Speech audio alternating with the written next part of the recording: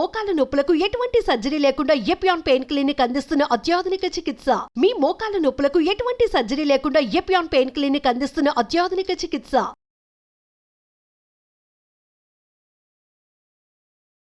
Welcome to Suman TV. ఈ రోజు మనతో పాటు ఉన్నారు యోగా గురు అరుణాదేవి గారు. నమస్కారం అరుణ గారు. నమస్తే అండి మేడం, చాలా మందికి ఈ రోజుల్లో హెయిర్ ఫాల్ అనేది పెద్ద సమస్య. చాలా పెద్ద జుట్టు ఉంటుంది ఒకప్పుడు, అది పూర్తిగా రాలిపోతుంది, సన్నబడిపోతుంది, అంతేకాకుండా చిన్నగా కూడా అయిపోతుంది. కొంతమందిలో అయితే చిన్నప్పుడే బట్టతలు వస్తుంది మగవాళ్ళలో. సో ఆడవాళ్ళలో అయితే ఎక్కువగా హెయిర్ ఫాల్ ఉండి జుట్టు పలచబడిపోతుంది. మరి ఈ జుట్టు సమస్యకి సొల్యూషన్ ఏంటి? ఎట్లా ఈ జుట్టు రాలిపోవడం అరికట్టాలి? ఒత్తుగా దృఢంగా పెరగాలంటే ఏం చేయాలి? ముఖ్యంగా ఏంటి అంటే మంచి నిద్ర అండి. మంచి నిద్ర ఉండాలి. అంటే మంచి నిద్ర అంటే ఓ 10 గంటలు పడుకోవడం కాదు, క్వాలిటీ నిద్ర ఒక 5-6 గంటలు. 5-6 గంటలు చాలు మనకి, అంతకు మించి అవసరం లేదు. 5-6 గంటలు అనేది నిద్ర అనేది అవసరం మనకి. ఒకటైతే మంచి ఆహారం చాలా ఇంపార్టెంట్. ఎందుకంటే జుట్టు ఊడిపోతుంది అని అంటే చాలా కారణాలు ఉంటాయి. ఒకటి, ఏమైనా థైరాయిడ్ ఇష్యూస్ ఉన్నాయా? 2, ఏమైనా రీసెంట్ గా ఏమైనా వైరల్ ఫీవర్స్ వచ్చినాయా? లేదా ఎక్కువ ఏదైనా మెడికేషన్ లో మీరు ఉన్నారా? ఇవన్నీ కూడా చూసుకోవాలి మనం.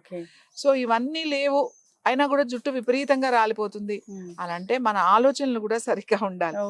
దాంతో పాటుగా చాలా సింపుల్ గా, ఎవరు కామన్ గా జుట్టు ఊడిపోతుంది, చాలా పలచబడిపోతుంది, ఏం చేయాలో అర్థం కావట్లేదు అనుకున్న వాళ్ళు చాలా సింపుల్ అండి.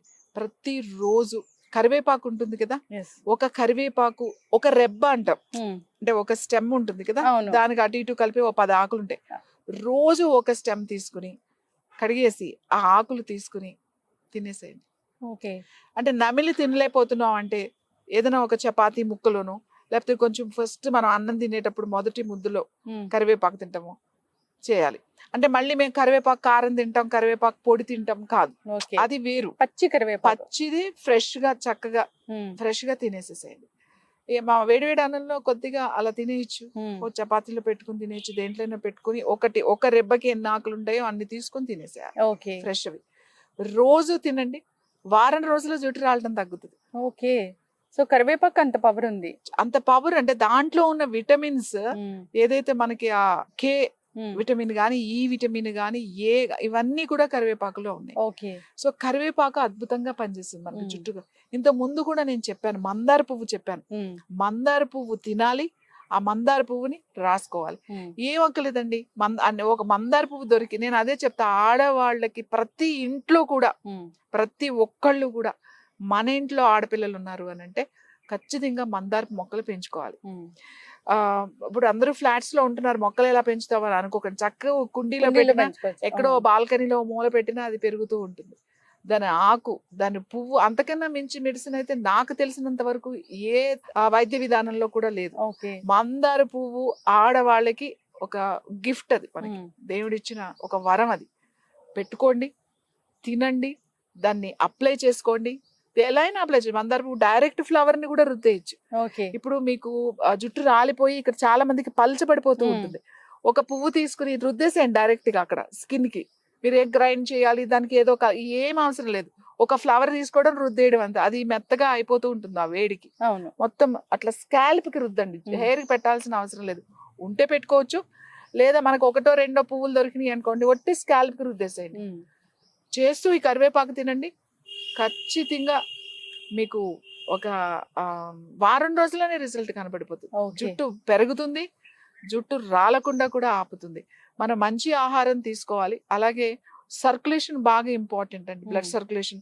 మేము యోగాలో అందుకే చెప్తాం, రివర్ పొజిషన్స్, అంటే హెడ్ కొంచెం కిందకి వచ్చి మన బాడీ అప్ లో ఉన్న ఆసనాలు, సర్వాంగాసనం, విపరీతకర్ణి, లేకపోతే అర్ధహలాసనం, ఇట్లాంటి ఆసనాలు ఉంటాయి. లేదు మనం ఏదైనా సపోర్ట్ తీసుకుని మనం వాల్ దగ్గరికి వెళ్ళిపోయి కాళ్ళు గోడ మీద పెట్టుకుని కూడా హాయిగా మంచం మీద పడుకోవచ్చు. అది కూడా మనకి సర్క్యులేషన్ అవ్వాలి, బ్లడ్ అవ్వాలి. లేదు మనం నిలబడి కంప్లీట్ గా హెడ్ కిందకి డ్రాప్ చేసి మనం చేస్తాం. ఏదైనా కూడా ఏదో ఒక ఎక్సర్సైజ్ మీ కంఫర్టబుల్, మీకు ఇబ్బంది లేకుండా ఉన్నది సెలెక్ట్ చేసుకుని ఖచ్చితంగా చేయండి. ఇంకొకటి, ఇవి ఉన్నాయి కదా, ఈ నెయిల్స్ ఉన్నాయి కదండి, ఈ నెయిల్స్ మాత్రమే, స్కిన్ టచ్ అవ్వకుండా ఈ నెయిల్స్ మాత్రమే మసాజ్ చేయాలి ఇట్లా. ఇక్కడ స్కిన్ ని ఇలా టచ్ చేయకూడదు, ఇక్కడ టచ్ అవ్వకూడదు. ఓన్లీ ఈ గోర్లు ఉంటాయి కదా, ఈ 2 చేతి వేళ్ల గోర్లు మాత్రమే ఇట్లా రబ్ చేయండి. దీని వల్ల మీ స్కాల్ప్ కి బ్లడ్ సర్క్యులేషన్ బాగా అవుతుంది. ఓకే. ఇది ఎందుకంటే ఇది మన రిఫ్లెక్సాలజీ ప్రకారం ఇవి ఏవైతే ఉన్నాయో ఇవి తల భాగం, ఈ గోరు భాగం, తల భాగం మాట అండి, స్కాల్ప్ అంటమాట. ఇక్కడ యాక్టివేట్ చేస్తే మీ స్కాల్ప్ లో బ్లడ్ సర్క్యులేషన్ ఇంప్రూవ్ అవుతుంది. ఓకే. కాబట్టి ఇది కూడా మీరు, ఇది ఈజీయే కదా, సో ఇది కూడా మీరు చేస్తే మంచి రిజల్ట్ ఉంటుంది. ఓకే.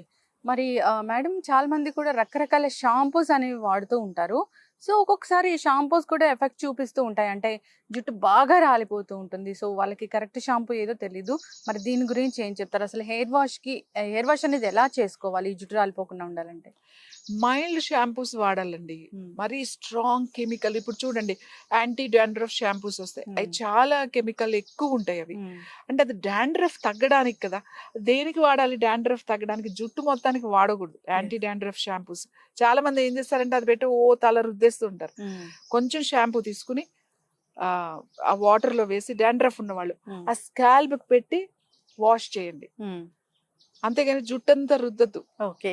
ఎందుకంటే ఆ స్కిన్ ప్రాబ్లం తగ్గడానికి అంతే. ఇప్పుడు డాండ్రఫ్ అనేది స్కిన్ ప్రాబ్లం, దానికి సర్క్యులేషన్ కావాలి, దానికి ఇంటర్నల్ గా క్లెన్జింగ్ కావాలి, అన్ని చేసుకోవాలి దానికి. సో షాంపూస్ స్ట్రాంగ్ కెమికల్స్ వాడకండి. వాడితే జుట్టు మొత్తం స్ట్రక్చరే మారిపోతుంది మీకు. ఇప్పుడు అందరూ అదే వాడుతున్నారు, అందరూ ఇప్పుడు కలర్ చేసుకుంటున్నారు, డైస్, అది కూడా కెమికల్, దాని వల్ల కూడా హెయిర్ ఫాల్ ఉంటుంది, స్కిన్ ప్రాబ్లమ్స్ ఉంటాయి, హెయిర్ ఫాల్ ఉంటుంది. కాబట్టి ఏదైతే ఈ షాంపూనే వాడండి అని చెప్పలేం. ఎందుకంటే మీకు ఒక కంపెనీ షాంపూ చాలా బాగుండొచ్చు, చాలా సిల్కీగా ఉండొచ్చు, మీకు నచ్చిన విధంగా జుట్టు ఒక షాంపూ వాడగానే జుట్టు రాలడం తగ్గిపోతుంది. కొంతమందికి ఇంకొక షాంపూ బాగుండొచ్చు కదా. ఇప్పుడు ప్రతి వ్యక్తిగా షాంపూస్ మారిపోతాయంటే ఈ షాంపూ బాగుంది కాబట్టి ఇదే అందరూ వాడండి అని మనం అడ్వైజ్ చేయకూడదు, అది మీకు పడకపోవచ్చు. సో ఎవరికి వాళ్ళకే తెలుస్తుంది. ఏదేమైనా కూడా షాంపూస్ బాగా తగ్గించుకోవాలి. కానీ ఇప్పుడున్న పరిస్థితిలో మనం కుంకుడుకాయలు కొట్టుకుని ఆ పౌడర్ చేస్తే చాలా మందికి ఇప్పుడు అలవాటు లేక కుంకుడుకాయల వల్ల అలర్జీస్ వస్తున్నాయి. సో కుంకుడుకాయ పెట్టుకుని వాష్ చేసుకోండి అంటే కళ్ళు దురదలు రావడం, రెడ్డిష్ అవ్వడం, జలుబు చేసి ముక్కులోంచి కారుతూ ఉండడం, ఈ డిస్టర్బెన్స్ వల్ల చాలా మంది పడక, అలవాటు లేక, చిన్నప్పటి నుంచి మనం అలవాటు చేస్తే వాళ్ళకి అలవాటు అవుతుంది. అలవాటు లేదుగా సడన్ గా ఇప్పుడు కుంకుడుకాయ అంటే కూడా ఇబ్బంది. కాబట్టి మైల్డ్ షాంపూస్ వాడండి. దీనికి నేను ఒకటి చెప్తాను మీకు, ఏంటి అంటే స్నానం చేసిన తర్వాత మనము, లేదా ఇంకా తల స్నానానికి వెళ్తున్నానుగా, అన్నం ఉంటుంది కదా, అన్నము గంజి ఉడకపెట్టి ఆ గంజి వార్చేసినది ఉంటుంది, ఆ వార్చిన గంజి కొంచెం వేడిగా ఉండాలి, చక్కగా చిక్కగా ఉంటుంది చూడండి ఆ గంజి. ఆ గంజి చక్కగా స్కాల్ప్, హెయిర్ అంతా మంచిగా అప్లై చేసేసి ఒక హాఫ్ అన్ అవర్ అలా వదిలేయండి. వదిలేసిన తర్వాత స్నానం చేసేసేయండి. ఒకవేళ నాకు షాంపూ కెమికల్ వల్ల నా జుట్టు పాడవుతుంది అనుకుంటే మీరు షాంపూ అయిపోయిన తర్వాత ఈ గంజి పెట్టి మళ్ళీ మంచిగా మీ స్కాల్ప్, జుట్టు అంతా దాంతో వాష్ చేసుకుని, ఒక్క మగ్గు చాలు మీకు గంజి, వాష్ చేసేసుకుని ఊరికే 10 నిమిషాలు అట్లా, కండిషనర్ ఎలాగో పెట్టుకుంటారు కదా, కండిషనర్ బదులు ఇది చక్కగా అప్లై చేసేసుకుని, స్కిన్ కి మంచిది, హెయిర్ కూడా మంచిది. స్నానం చేసేసేయండి, హెయిర్ సిల్కీగా ఉంటుంది, హెయిర్ ఫాలింగ్ ఉండదు. ఇది న్యాచురల్ బెస్ట్ రెమెడీ. ఏ షాంపూ అయినా మీకు నచ్చిన షాంపూ, మీకు పడే షాంపూ మీరు వాడుతూ ఈ గంజి వాడినట్టయితే ఎటువంటి ఇబ్బంది ఉండదు. థ్యాంక్ యూ సో మచ్ అరుణ గారు, చాలా చక్కగా చెప్పారండి. అంటే న్యాచురల్ వేస్ లో మనం ఎట్లా జుట్టు రాలిపోయే సమస్యను తగ్గించుకోవచ్చు, సో జుట్టు బాగా పెరగాలంటే ఏం చేయాలి, రాలిపోయిన ప్లేస్ లో జుట్టు రావాలంటే ఏం చేయాలి న్యాచురల్ వేస్ లో అని చాలా చక్కగా చెప్పారండి. సో మంచి ఇన్ఫర్మేషన్ అండి, ధన్యవాదాలు. సో చూసారు కదండి మేడం ఏం చెప్పారో జుట్టు రాలిపోయే సమస్యల గురించి. ఖచ్చితంగా పాటించండి. సో ఆరోగ్యంగా ఉండండి. ఇది వాళ్ళ టాపిక్. మరో టాపిక్ తో మళ్ళీ కలుద్దాం.